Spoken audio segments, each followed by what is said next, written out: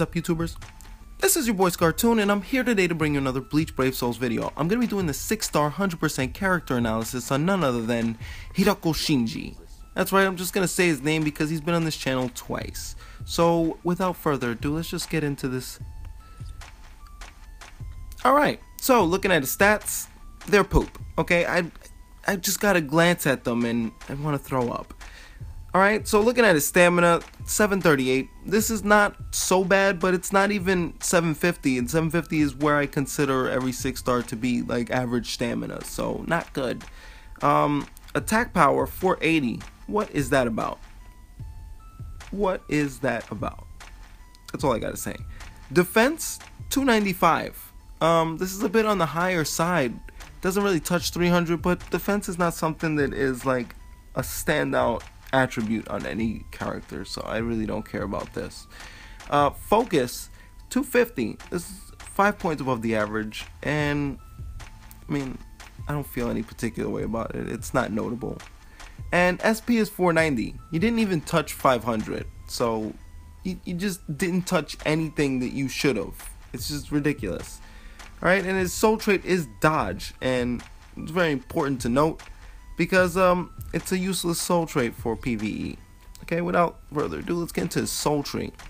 Alright, so looking at his soul tree, you'll notice that he has 6 attainable upgrades, none of which block his path into leveling up, which is fantastic because for PvE users that want to, harvest those orbs off this guy, very simple. You just augment him and you use the appropriate jewels, which are green jewels. Okay, so when you use those jewels, you can level him up. And you don't have to work on his soul tree or do any raids or grind anything for him because, we'll find out if it's useful to do so. Alright, so left to right, top to bottom. Sprinter. Increases number of flash steps. Always fantastic to have that because, increases the mobility of a character. Next, Havoc. Increases strong attack area of effect. That's duly good. I mean, I don't know how much it's by, but we'll see if it's notable. Adrenaline increases normal attack speed. This is fantastic. It's going to make his string a little bit more fluid and make NAD builds more viable. Bruiser increases normal attack damage. So he has NAD increase. That's awesome. Next, Long Reach increases normal attack area of effect. That's fantastic again. More normal attack augmentation. And lastly, Frenzy increases strong attack hits. It's probably the best thing about him. Because his stats are not there, but this kind of explains it, I guess. He gets double strong attack hits. It's awesome. Alright, so he's looking pretty, interesting. So without further ado, guys, please enjoy the clips. Running a NAD build.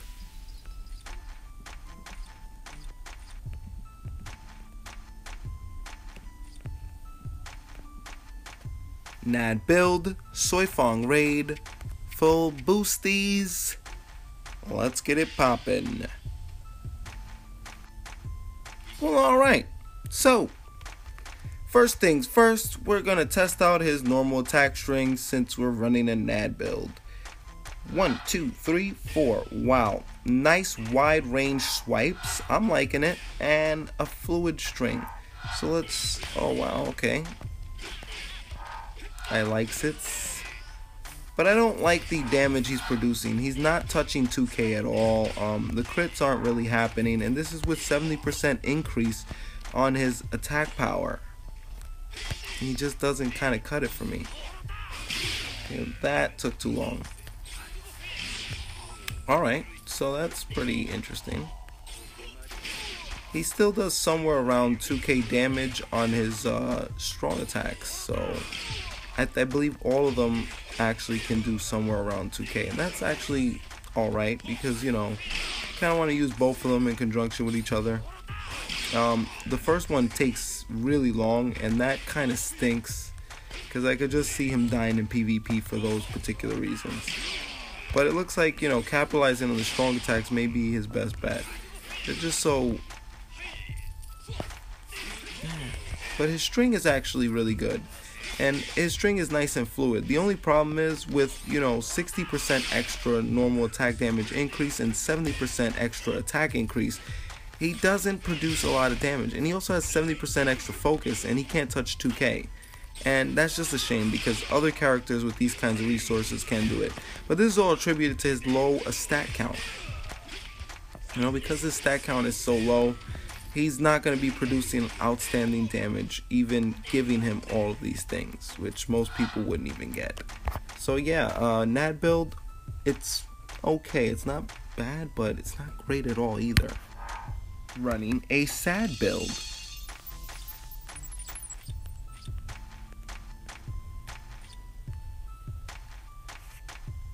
Sad build, Soifong raid, full boosties, you know the drill. Alright, so we're gonna run sad build, so we have to test out those strong attack recharges.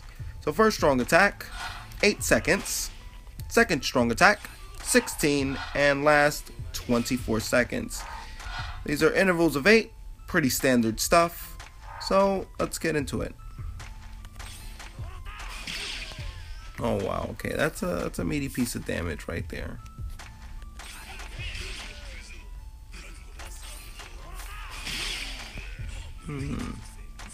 I like it.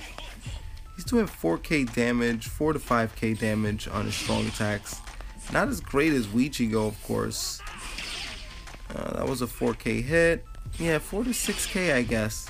That's not a lot of damage. I'm not thoroughly impressed.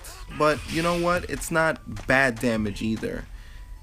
It's just, you know, for the long cooldowns and stuff like that. And I don't, honestly, I don't actually see, you know, too much of a benefit to him. He does do, you know, a considerable amount of damage with his strong attacks. And I think that last one is like literally almost guaranteed to do 6 for sure. But, you know, entry-level mobs can get 2-shotted, and that's pretty good. I think a strong attack damage build is really good for this guy, but the problem with it is that he takes too long to, you know, this first one that has the easiest rate of cooldown just takes too long to go off, and that's just annoying. I mean, granted, while he's in the air, he's not going to be getting hit, so for PvE this is not too much of a problem, but just in PvP though, like, you're definitely gonna take some damage there if you pull this off. Okay, so that's like a kendo slash time. But yeah, he does some really decent damage. I'm liking the damage he does, as should all frenzy characters.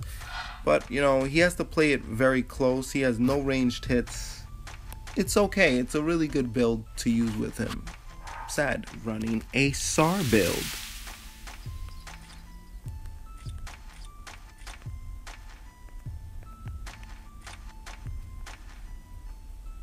SAR build, Soifong raid. Let's get it poppin'. Well, alright.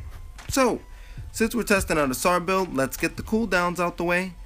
First cooldown for first strong attack is 5 seconds. Second, 11 seconds.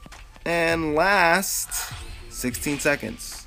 Fairly standard by cooldown recharge because he has a fairly standard cooldown. Right? So let's get it over. Oh. Alright, so he's still producing well over 4k on that first one. On the second one, I'd say about 4 to 5k maybe. Yeah, because they gradually go up by like 1,000. And then the last one, yeah, he's still producing only 4k on that. But you know what? It's two-shotting mobs. I find it an efficient way of getting rid of mobs. They don't get launched back too far, as I originally thought that they would. You know, and his normal attacks are okay. They're doing 700 damage, as most Shinjis really do with... I don't know why, but Shinjis always have like this kind of normal attack. They can barely get it over a K. And you know what? If you're going to be a slasher, if it's not somewhere around 15 and up, then it's just not that good to, you know, kind of incorporate with your strong attacks. Whereas strong attacks are doing like, they're all religiously doing somewhere from 4 to 5k range. And that's attributed to the fact that they don't have any type of augmentation to them via like the sad build or something. So, All he has is 30% extra spiritual pressure. With 50, you could probably be producing the same I did with the sad build, probably somewhere around that, but you know, it's only speculation because I don't have the item. But not for nothing, it controls the field as any SAR build is supposed to.